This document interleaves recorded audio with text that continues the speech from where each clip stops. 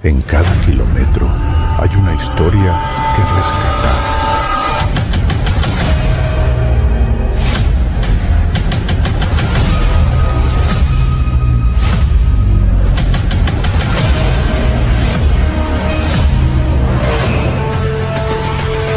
Kilómetro OVNI con Nando Domínguez y Miguel Ángel Moyano. Muy buenas a todos, aquí estamos otra vez, Kilómetro OVNI, en un sitio con un encanto especial, ¿no?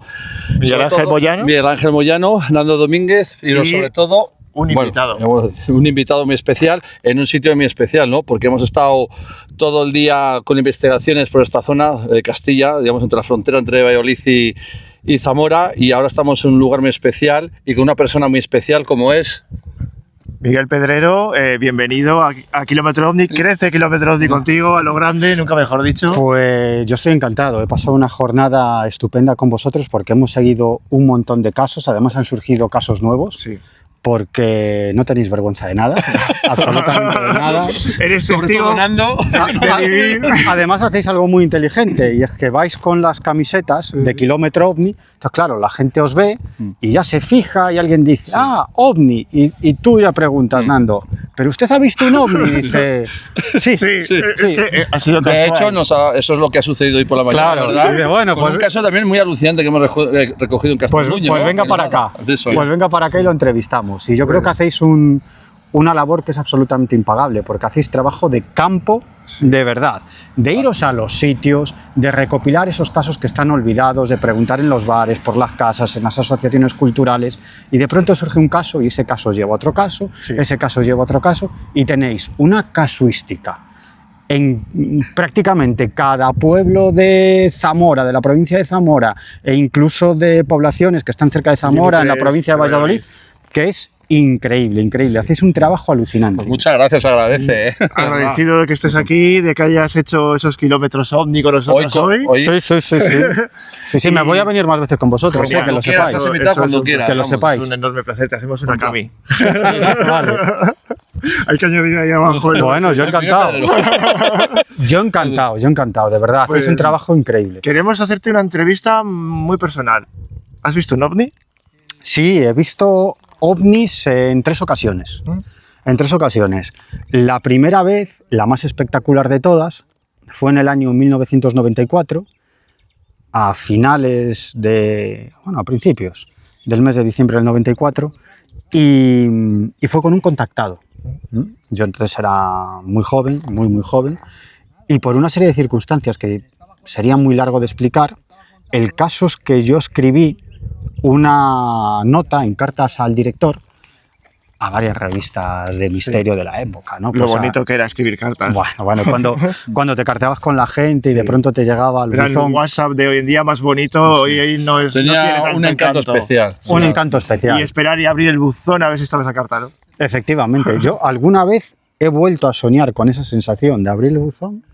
Y esas cartas que me venían de una asociación que investigaba ovnis en Valencia o en Valladolid o donde sea, ¿no? Que les pedía algunos casos y me mandaban algunos casos que ellos tenían en sus boletines o que pasaban a ordenador o a máquina y me llegaba y era una sensación absolutamente increíble. ¿Tienes correo para allí que ibas a abrir el buzón y...? Sí. Estabas esperando el día que viniese el cartero, ¿no? A recibir esa carta. Claro. Que no se va ese boletín que te llegaba, esa revista, ese fanzine. ¿Y tú escribes ahí a una revista? Es que escribo a Más Allá, a Espacio y Tiempo, creo que ninguna más. A Más Allá y Espacio y Tiempo. Me lo publican las dos revistas, esto de cartas al director, pues decía que era un chaval, era muy menor de edad, era un chaval interesado por el tema de los ovnis y quería intercambiar información con otra gente de toda España y quería montar un grupo de investigación en mi ciudad, en La Coruña. ¿Sabes? Me escribió muchísima gente en diferentes partes de España, me escribieron varias personas de la ciudad de La Coruña, nos reunimos en una cafetería de La Coruña, los reuní a todos, no sé, éramos... Tu primer café ovni, ¿no? Sí, mi primer café ovni, pero éramos como, yo qué sé, 15 o algo así, y al final nos quedamos 4. ¿no? Pues la gente fue desapareciendo y al final nos quedamos 4 los más entusiastas, ¿no? Con este tipo de... ¿Se puede saber si hay alguno de ellos hoy en día que es conocido de esos 4 que os quedasteis o no? No.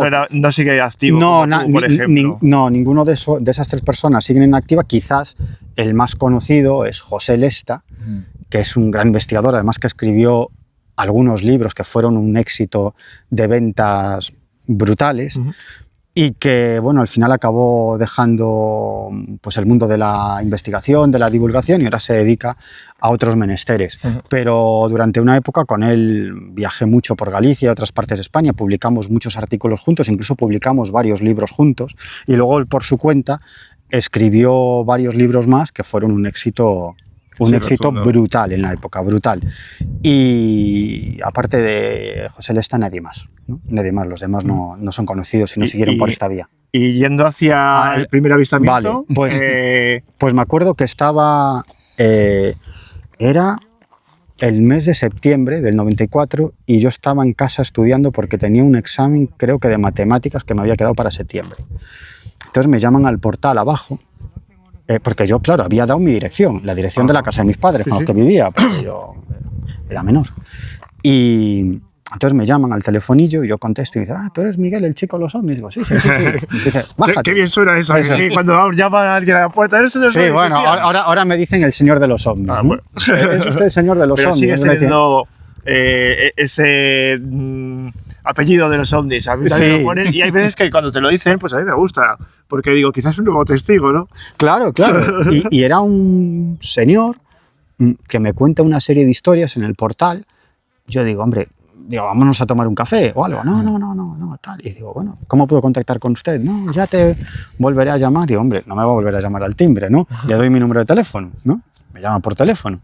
Vale, tal. Y me contaba que veía una serie de objetos que le seguían, que su trabajo era viajar por Galicia durante toda la semana, incluso los fines de semana cuando se iba con la mujer y con los hijos por ahí, pues le perseguían una serie de objetos en el coche y que los hijos decían, mira papá, ya están aquí tus amigos los americanos, ¿no? Porque creían que eran aviones estadounidenses que perseguían al padre. Bueno, la cosa quedó así. Me llamó varias veces.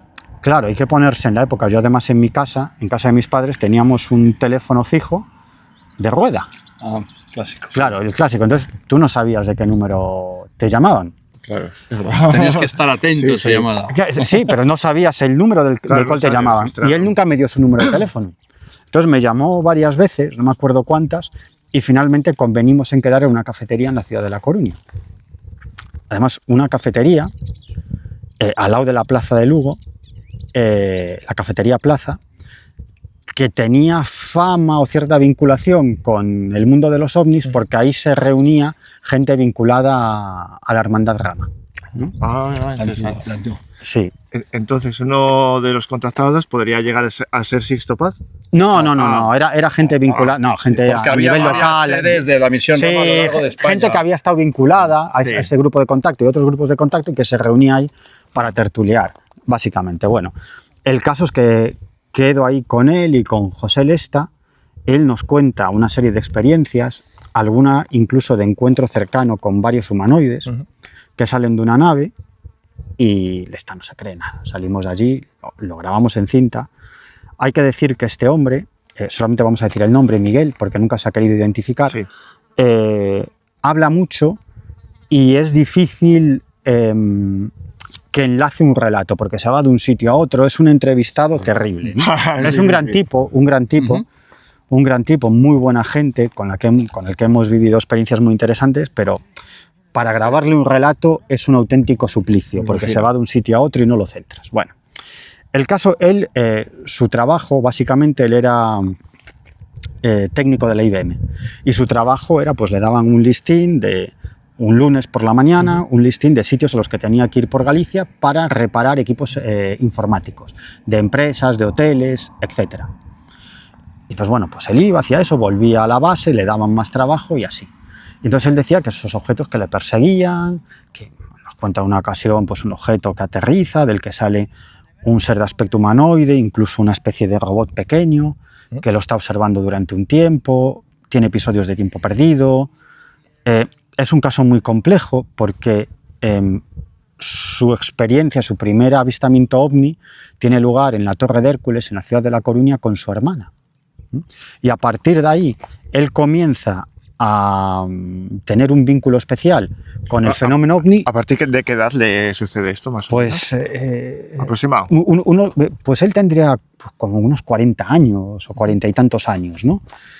Y la hermana, paralelamente, comienza a vivir otra serie de experiencias que tienen que ver con supuestos infiltrados extraterrestres en nuestra sociedad, ¿no? Que luego entrevisté a la hermana, luego pude entrevistar a la hermana más tarde, muchos años después. Pero bueno, vamos a centrarnos en la historia de este hombre. El caso es que esta no se creyó nada, porque ya te digo, su discurso es bastante deslavazado. Te va de un... Quiere contarlo todo y te cuenta una cosa. No. Corta, pega, corta del final, allá de los segundos. Es tremendo, es tremendo. Y el caso es que convenimos quedar con él, quedamos creo que otra vez más, y al final convenimos quedar con él en esa misma cafetería para vivir un encuentro previa cita. Porque nosotros pensamos, hombre, si los ves tan a menudo, pues vámonos a algún sitio, convócalos y que aparezcan, ¿no? Y es que allí quedamos, no le dijimos al sitio que íbamos a ir, solamente cuando llegamos allí le dijimos, vamos a ir al Monte de la Espenuca, que está a 20 y tantos kilómetros de la ciudad de La Coruña, que hay como una especie de mirador, hay allí un cruceiro, hay una pequeña ermita y un pequeño cementerio, ¿no? Y en esa época, supongo que era un sitio pues, a donde solían ir las parejas para hacer sus cosas dentro del coche. Sí.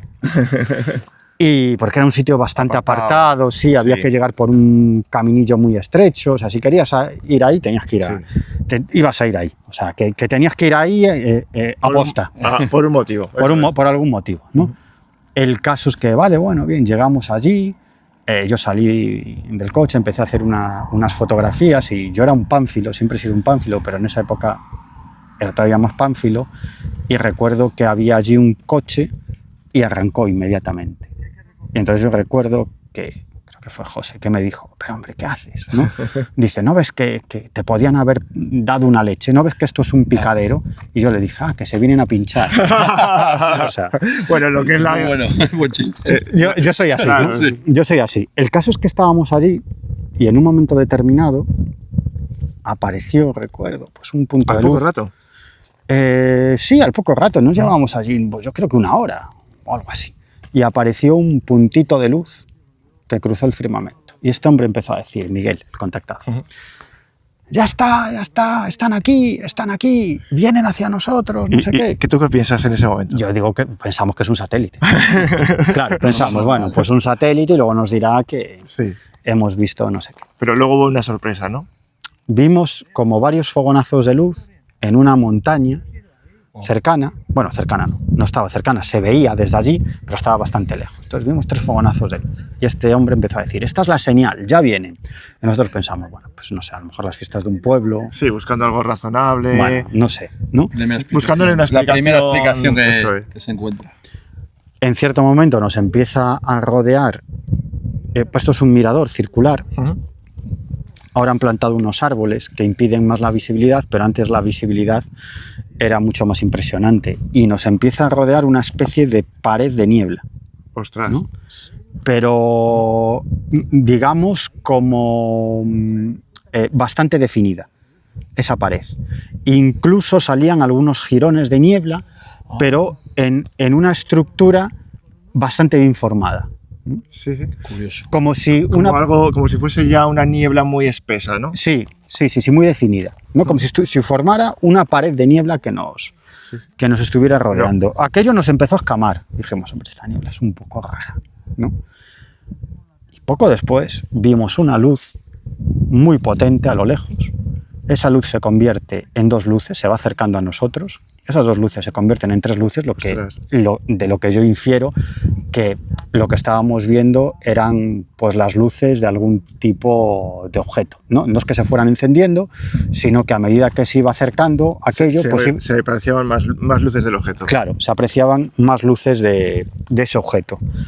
Y en un momento determinado lo perdimos de vista porque esa pared de niebla nos impedía la visión, ¿no? A medida que se iba acercando, cada vez se iba acercando más a la pared de niebla y llegó un momento que nos impedía la visión.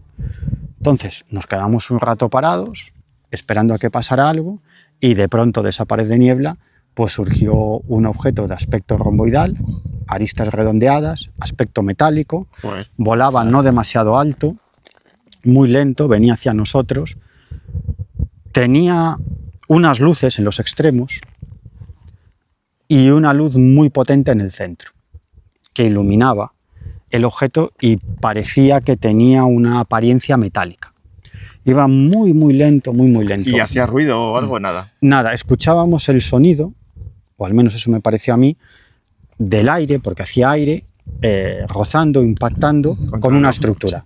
¿Y el color de ese metal, qué color era? No, Era un color metálico mortecino, digamos, ¿no? apagado Date cuenta que era de noche. también. Era de noche. Eso influye también. Claro. ¿Y cómo te viene a ti este hobby? Es decir, lo principio fue un hobby, ¿no? Pero espera, que te cuento, claro. te cuento el final de esto, ¿no? Y el caso es que esto llegó un momento que se puso encima de nosotros, parado, prácticamente parado, y nosotros pensamos que iba a bajar. Y yo recuerdo una conversación con José diciéndole, oye, yo creo que va a bajar. Y la conversación que teníamos era algo así como, ¿y si baja y nos vamos para arriba? Pues yo me voy, pues yo también, sin billete de vuelta. Es una tontería. Pero estábamos muy tranquilos, nosotros.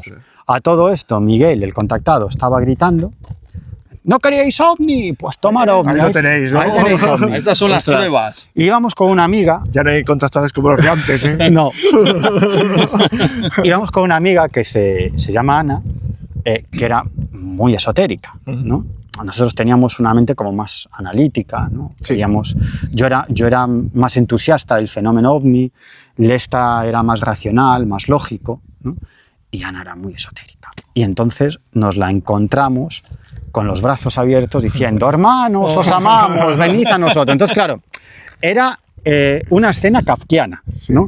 Nosotros con nuestras cámaras haciendo fotos, llevamos cámaras de fotos, estamos haciendo fotos aquello, y uno gritando, no queréis ovni, ahí tenéis ovni, tomad y la ovni. otra con hermano. Y Claro. pues Sí, sí, Cada uno lo cogía a su manera. Vamos hermanos, a decir, os ¿no? amamos, venid a nosotros, algo así decía. La situación es curiosa porque cada persona a su rollo, ¿no? Claro, a su manera. A su manera. Sí, sí, a su manera. Y yo recuerdo que le decía, oye, tira alguna con flash que tenemos tiempo. Y aquello se fue marchando. De los que estábamos allí, hay quien piensa que desapareció de repente y mi impresión es que se fue alejando poco a poco, ¿no? Pero en eso no coincidimos, eso es verdad. ¿No? Que puede tener una explicación, porque varias personas que ven lo mismo luego no lo describen de la misma manera. Eso pasa con un accidente y con cualquier cosa, ¿no? Y aquello yo creo que se va alejando. Pero hay dos personas, el contactado y Ana, que aseguran haber visto un foco de luz que salía del suelo e impactaba contra ese objeto. Ni José ni yo vimos nada.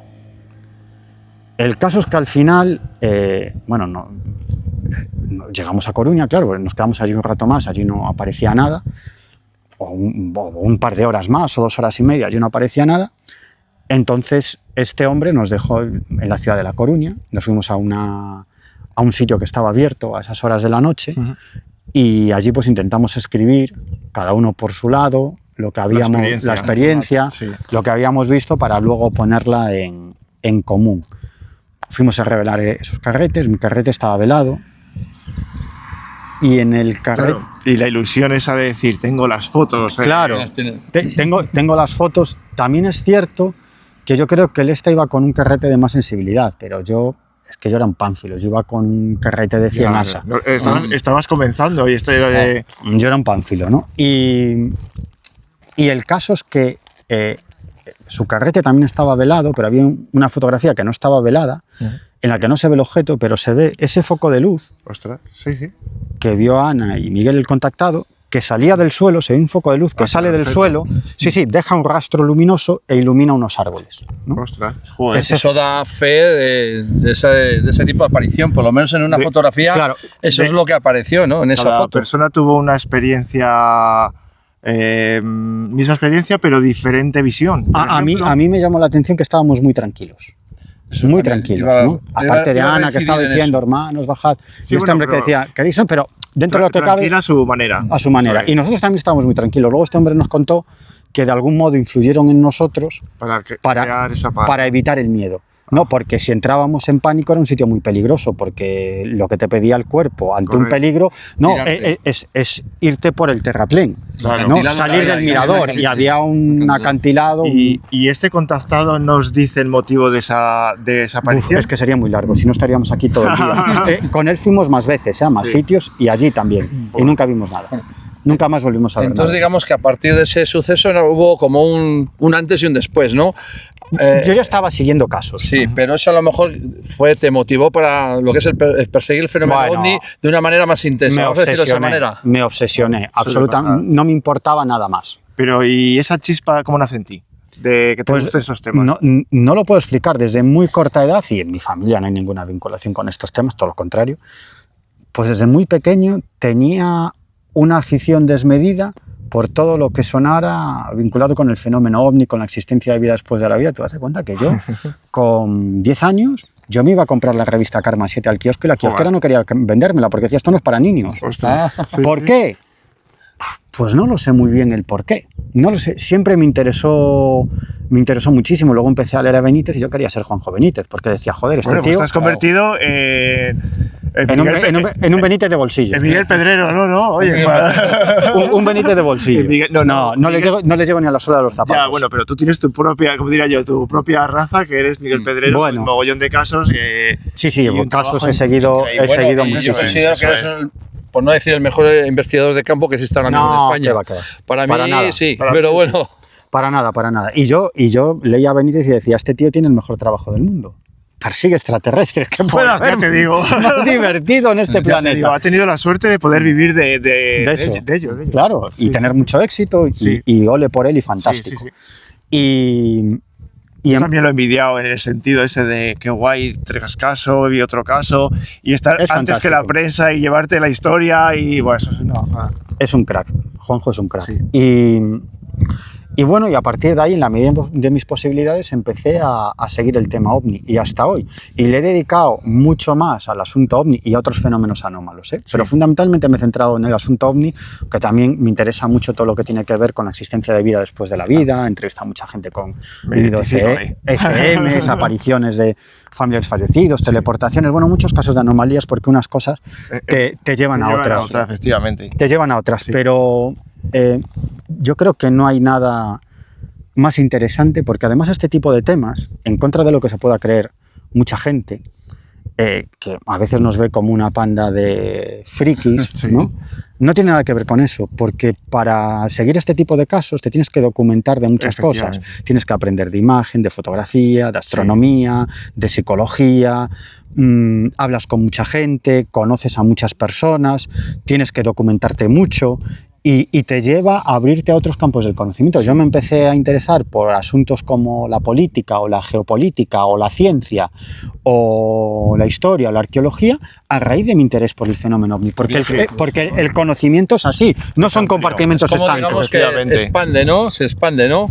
Claro, a ti te interesa el teatro, y no te interesa solo el teatro, porque tú a través del teatro entras a la historia, a la arquieología, a la literatura. Pues con el fenómeno ovni es exactamente lo mismo. Es una ventana creo que me siento abierta al conocimiento con ese tema. ¿Quieres hacer alguna pregunta así que tengas? Muchísimas preguntas. Yo tengo muchísimas preguntas. ¿Qué caso? ¿Cuál es tu caso preferido? Es una pregunta muy difícil. Mi caso preferido, pues claro, hay muchos casos militares muy espectaculares que he investigado en bases militares y tal. Tanto de fenómeno ovni como encuentros con el más allá, la muerte. No, en bases militares, fenómeno. No, me refiero de caso preferido. Sí, de todo. Puedes abrir el abanico ahí. De todo. No, pues yo sí. ¿O casos preferidos? Si me he de quedar con un caso ovni, incluso de todos los que he seguido, el caso de Ferrerías, que es el aterrizaje de un extraño objeto, el descenso de varios humanoides que dejaron un terreno plagado de huellas. Y además es un caso muy interesante porque lo pillamos al día siguiente, a los 2 días de que sucediera. Eso es muy importante, claro. Estuviste allí. El fenómeno está adulterado. Bueno, ¿viste las huellas? Sí, de la mano de Marcelino Requejo y de Manuel Carballal. Luego Marcelino trabajó ese caso muchísimo, es el que más ha trabajado ese caso, con muchísima diferencia, y estuvo décadas recopilando testimonios adyacentes a ese caso y reconstruyendo todo el puzzle. Marcelino estuvo décadas. Y con Marcelino también pude seguir, digamos, muchas aristas de este caso. ¿Y esas huellas no hicisteis un molde o algo? Sí, hicimos moldes de escayola, sí, porque nos llamó Marcelino. Dijo, oye, que acaba de salir Comprar publicado. un saco de escayola. Exacto, fue Marcelino que nos dijo, oye, traeros escayola y tal. ¿Y qué es lo que salió en ese? Allí nos fuimos Manuel Carballal, José Lesta, allí estaba Marcelino y servidor. Y nos encontramos con un caso formidable de un agricultor y ganadero que había visto, Ferrerías es una aldea de Friol, y yo luego estuve hablando con él en varias ocasiones, y él iba para casa y observa, él dice como una especie de bola de fuego, ¿no? Entonces él llevaba una pequeña linternilla, enciende la linterna, ¿no? Y empieza a mover la linterna de un lado a otro y el objeto empieza a realizar el mismo movimiento. Ostras. Entonces él empieza a decirle, Operación, baixade, baixade, es decir, bajad, bajad, ¿no? Y aquello se echa encima de él, prácticamente. Entonces el hombre se va corriendo a casa, que estaba muy cerca de su vivienda, y el objeto se queda en su terreno. Entonces él entra a casa y abre la ventana. Y desde la ventana pues ve un objeto de aspecto ovoide, semitransparente, dice que ve unos tipos muy altos dentro de lavadoras y que ve que de ese objeto sale una rampa de luz de colores y salen unos tipos que él decía que eran como monitos, que iban uno detrás de otro y agarrándose los hombros, ¿no? Entonces iban como en fila, agarrándose unos los hombros a otros y avanzando por el terreno. Le entró miedo, cerró la ventana y hasta la mañana siguiente. Y cuando a la mañana siguiente fue al terreno, la encontró plagada de huellas de diferente tamaño, total, que así llegamos. Tanto de objeto como de huellas. Del objeto no había encontrado nada. Solo de... Tampoco había mirado demasiado. Él simplemente vio unas huellas extrañas y dijo, yo aquí no me meto más. ¿Cómo eran las huellas? Ahora verás, porque nosotros llegamos allí, llegamos con la escayola para hacer moldes y lo convencimos para que se viniera con nosotros. Y entonces él nos estaba explicando, a ver, ¿pero usted dónde lo vio? Ahí. ¿Pero aterrizó? No, no aterrizó. Estaba ahí, sobre el terreno, a unos metros, ¿no? ¿Y usted ha ido ahí? No, no, yo no he ido ahí. Pues vamos ahí. Y ahí lo que nos encontramos son 3 marcas en el suelo, como si ese objeto hubiera desplegado un trípode. ¿Un trípode? Sí. Era un triángulo isósceles. Y lo descubrimos en ese momento, nosotros, porque él no había acudido ahí. Y entonces luego fuimos al terreno. En el terreno había unas huellas de pequeño tamaño, pero que se hundían en el terreno, lo cual quería decir que tenían que tener un peso considerable. ¿El terreno estaba húmedo? No, ni siquiera las vacas dejaban marcas, o sea que aquello debía pesar mucho, pero las huellas más increíbles eran unas huellas muy grandes, así, que tenían detrás, dejaban la marca de lo que nosotros decíamos que era una especie de punzón, y delante era como si tuvieran, pues no sé, podríamos decir unos dedos de los pies o lo que tuvieran, que entraban en el terreno en forma de espiral. ¿Como garra? Como una garra. Que entraban una garra en forma de espiral. De espiral. O sea, una garra espiral. Es que metían el terreno en forma de espiral. Y detrás llevaba como un punzón, que se hundía en el terreno. El dedo de los animales que llevan atrás, por decirlo de alguna manera. Sí. Que apoya así hacia atrás. Sí, o un montañero que lleva un punzón para agarrarse al terreno, ¿no? Sí, sí. Sobre todo cuando van por nieve, ¿no? Y estas cosas. Y estaba plagado, pero plagado de huellas. Y las huellas acababan en un riachuelo. ¿En un riachuelo? Sí, en los días posteriores pasaron por allí muchas cosas porque hubo bolas luminosas buscando, como si estuvieran buscando algo, varios cazas militares que sobrevolaron la zona e incluso volaban tan bajo que a causa del sonido que provocaron rompieron varias ventanas. Ostras, curioso, bastante curioso. Vamos, una situación totalmente anómala, digamos lo que es justo en ese pueblo, ¿no? Que no era normal, ¿no? Es muy anecdótico que suceda eso y días después que sucede ese tipo de, pues, esa persecución vamos a decir, de cazas, etcétera, esas huellas, o sea, había algo fuera de normal justo en ese tiempo. Pero es que luego descubrimos que ese caso de Ferrerías se enmarcaba dentro de una oleada, porque en Ferrerías y en otras aldeas alrededor y localidades a unos 20, 25, 30 kilómetros a la redonda, nos encontramos con tal cantidad de casos de todo tipo, es decir, que el caso Ferrerías es uno más de todo lo de que tal oleada que hubo en esa época en Galicia, ¿no? Es decir, bueno, ¿no? en esa zona nos encontramos muchas cosas, ¿no? Porque el caso de Ferrerías fue en el año 7 de marzo del 96, si no me equivoco, 7 de marzo del 96.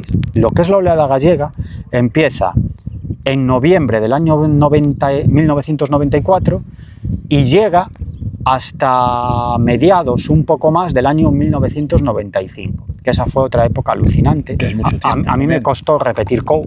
Ah, sí. Yo repetí COU. Siempre lo dices en alguna que otra entrevista, siempre lo... Claro, yo repetí COU porque no iba a clase. De la cantidad de sucesos que tuviste. Porque había algo más interesante. Claro, yo te cuenta que yo salía de clase y José me lleva 5 años, él ya tenía coche, carnet de conducir, y entonces pues, me esperaba y nos íbamos a seguir casos, pero es que era una orgía ufológica, cada mañana teníamos que elegir, ¿verdad, Nando? Sí, chulo, ¿no? entre un aterrizaje, una persecución de unos aviones a un objeto, un encuentro cercano, una filmación, bueno, aquello era Era brutal. una auténtica, era una locura de tal calibre, que es que era alucinante la cantidad de casos que, en la medida de nuestras posibilidades, que seguimos, pero cientos de casos, y a mí aquello me costó repetir, claro, porque yo estaba a otras cosas. La culpa no era del perro, sino de los ovnis, como dices, ¿no? De los deberes, etcétera. De los ovnis. De los ovnis.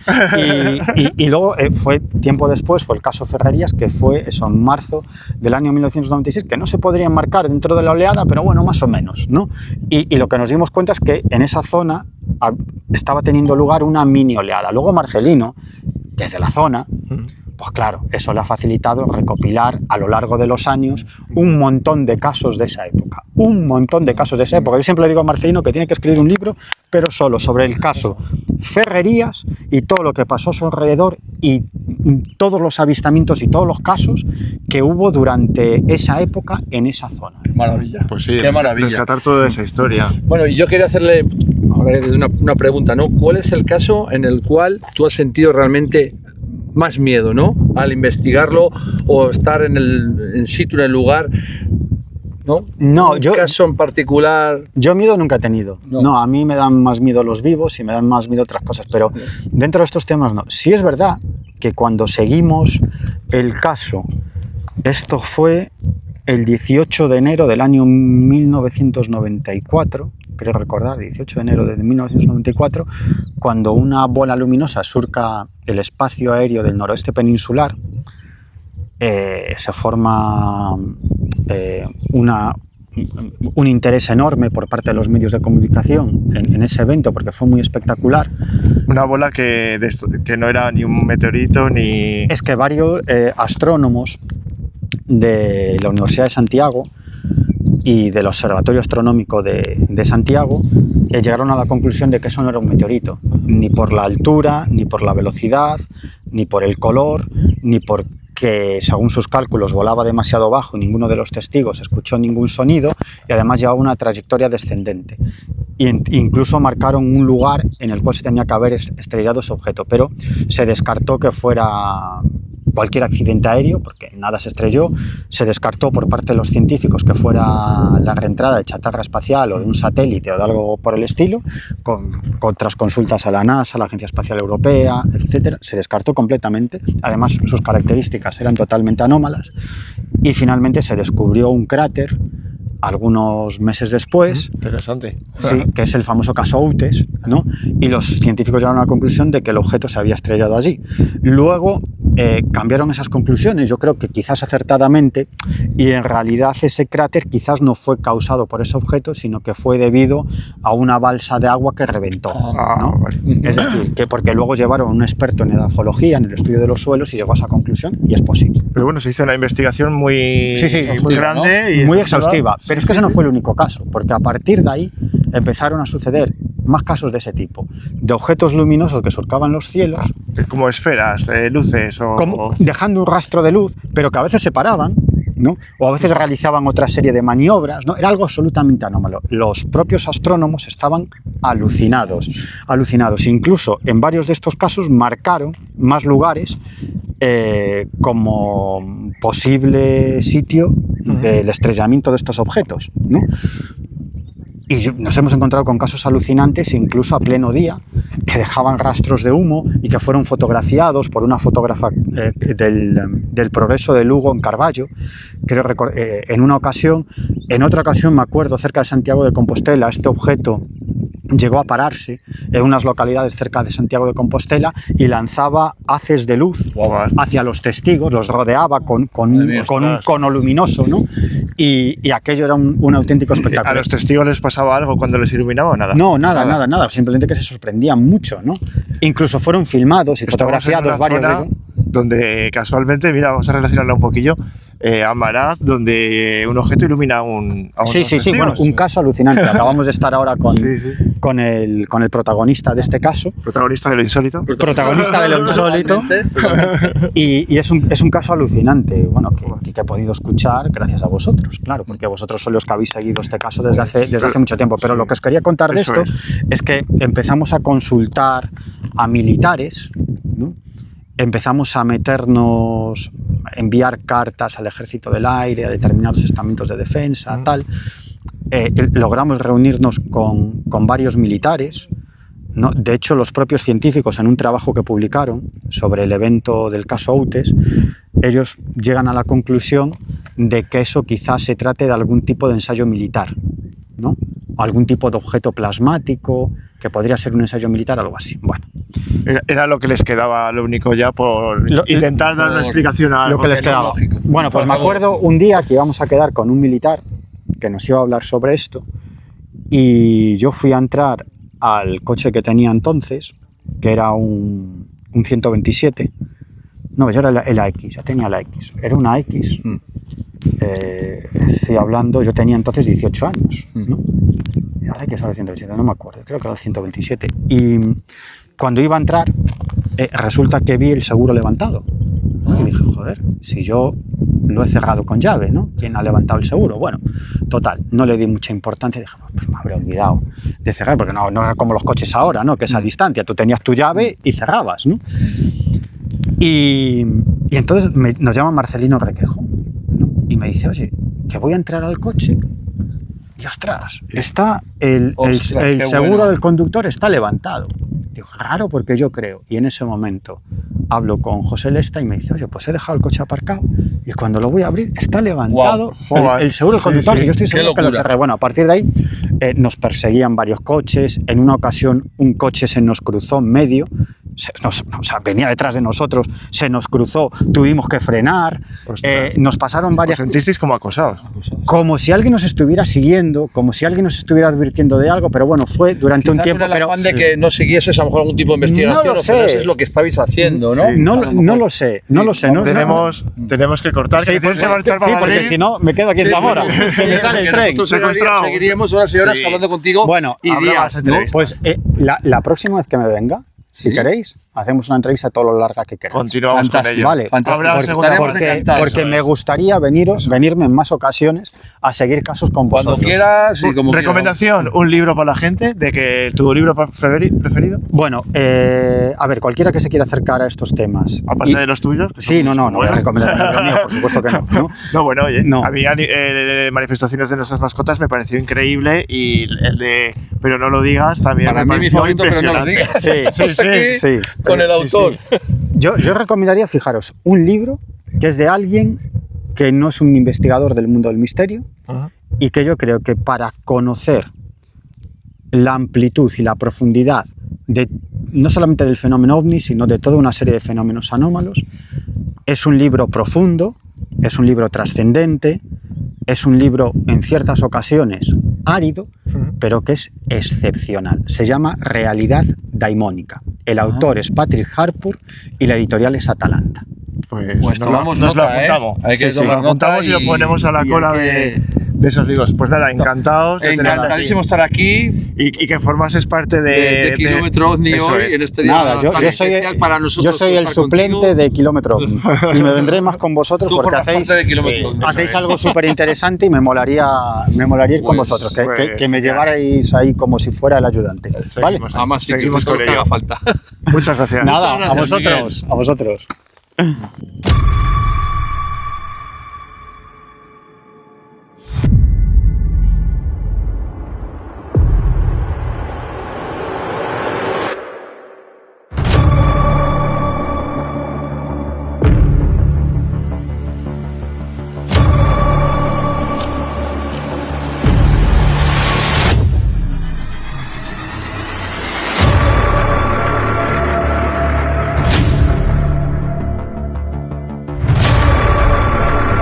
Investigación de campo, ufología rural, testigos, encuentros con lo desconocido.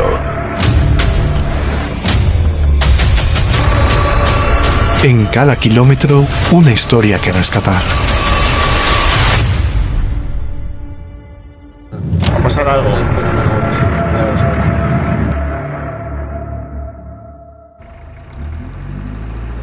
Bienvenidos a Kilómetro OVNI, con Nando Domínguez y Miguel Ángel Moyano.